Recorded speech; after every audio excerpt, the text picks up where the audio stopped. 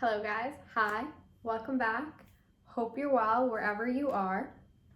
If you don't know, if this is your first time stumbling across my channel, here's the situation. I've decided to read all 13 books on the International Booker Longlist, God willing, before the shortlist is announced on April 7th. So far, I have read 6 out of the 13. The remaining books that I have left are those bigger, chunkier, massive tomes, but whatever, one day at a time. If you want to follow my journey a little bit closer, head to my Instagram at SwamiKaren.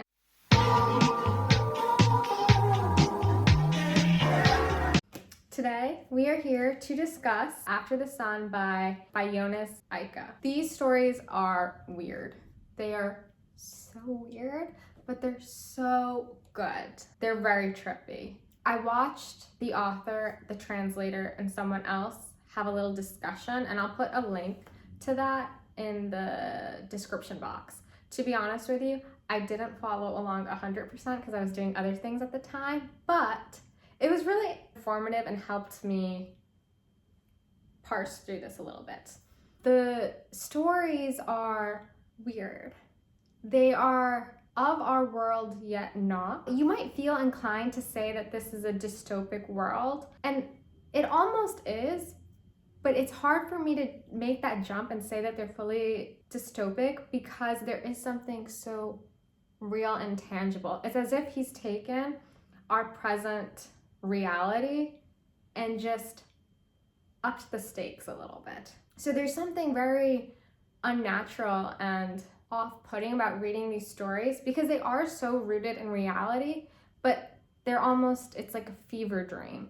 It's otherworldly. It is unsettling and uncomfortable. All of these stories are also tinged with a perverse sensuality. From what I gleaned from that interview was that the author wrote these when he was incredibly sleep deprived because he decided to take on a nighttime job. He thought it would be a great idea, but it wasn't. And then the second thing that I thought was interesting from this conversation was how he overall, part of the narrative that we're told or writing guidelines when it comes to short stories is economy of prose, having very tight sentences, to be very exact with your language, and he's playing with that here. There are some really long sentences or just like abstract metaphors that come together to create this world. All of these stories are kind of playing with our existing economic structures, but really exploring inequality. And it's not in a way that annoys you or aggravates you. They're really just like weird. They are so weird, but so good. Okay, let me talk you through a few of these stories. The first story is called, I think, Alvin. And this one is the most, to me, like Kafka. We're introduced to our protagonist who is on a business trip in Denmark. He's got to do something in a bank. But somehow when he gets there, the bank has like sunken into a sinkhole, or one of those things, like the building has collapsed completely. And so he finds himself becoming friends with this guy he met at a coffee shop who is doing all of these things with derivatives. He's kind of doing something where he's doing like trading, stocks, stuff is happening, things are moving, and he's the middleman. He's doing sketchy stuff but making bank. And they enter into this very interesting platonic yet deeply charged relationship. Throughout the entirety of the story, while like money is just changing hands and they're getting incredibly wealthy, the narrator is deeply lonely. And that's something, that idea of loneliness is repeated throughout all of these stories, and it's like different from the loneliness of a depressed woman moving. It is very like stark. All of these characters, pretty much all of them, I'm pretty sure, they all at least say once like, I am lonely, I am lonely. And it's just like this refrain that we keep on hearing, and at times it's tied to this metaphor of like a hole in the body, all consuming just emptiness. That was something that was really interesting. So this first story, Alvin, is really more so concerned about economics, and you finish the story and you feel like dirty and empty, and he then finds himself it gets trippy. I don't want to spoil it for you, so I'm just gonna leave us there.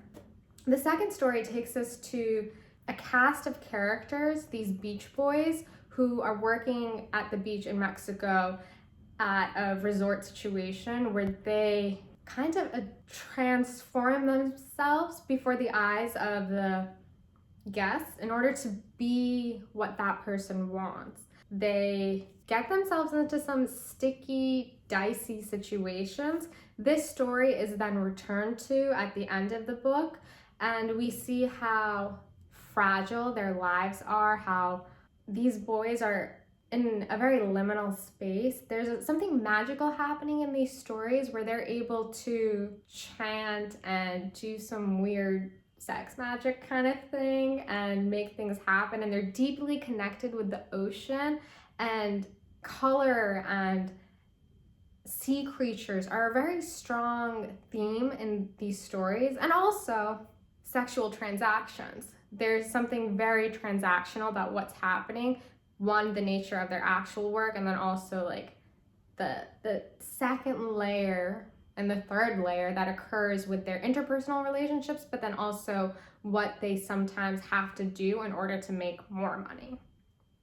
That's that. The third story was the weakest for me. We're exploring a polyamorous couple through the eyes of the third person who enters into their relationship, and it's talking more about, it takes place in London, talking more about homeless individuals, and there's a lot of drug abuse happening, and then things get a little dicey towards the end, but that one was the weakest for me. There's another story which explores a father an elderly man who is married, and this couple saw both of their daughters pass away through cancer, and how they react to this is different. Naturally, this is something that I've seen other short stories also grapple with, but what this author does is the wife turns to community and individuals who are obsessed with UFOs, because these guys, the wife and husband, they happen to live in Rachel, Nevada, and they're really close to Area 54. That's what it's called, right? And so she's like delving into that side of things, whereas the husband is sinking into isolation and loneliness and going on these nature walks, and he encounters this alien artifact thing and feels the desire to fuse himself with this device that is emitting this otherworldly scream, and he himself feels all he wants to do is to scream, to like immerse himself in that sound wave. That's what he wants to do, and that it was so interesting because sound is something that it's almost as if in that story the sound that device is emitting is, the sound of the universe. Like it was very interesting. I think all of these stories have like a touch of godliness in them almost, and in the acknowledgements Jonas shouts out a couple of authors, and one of them is Paul the Apostle, which made me laugh. This is a hard collection to talk about because it's very abstract. It's as if he took our world, made a bit of a simulacra of it, and things are normal enough, but not quite. There's, as I said earlier, there's just something unsettling while reading these stories, and he's really exploring inequality and our current economic structures and just like the mind fuck that they are. I don't know if I'm allowed to swear on YouTube. But I don't know, it was just, there's something else. So I don't know if my video will have convinced you to pick these stories up, because they are weird. They definitely are. They're unhinged, there's violence, there's power dynamics at play here. Just a lot of interesting stuff. But I really would recommend you read this. This is one of my favorites so far. I really hope it makes it to the short list. I would be really happy to see this on there, and I'm just gonna wrap this up because you need to go run and pick it up and give it a go and let me know what you think.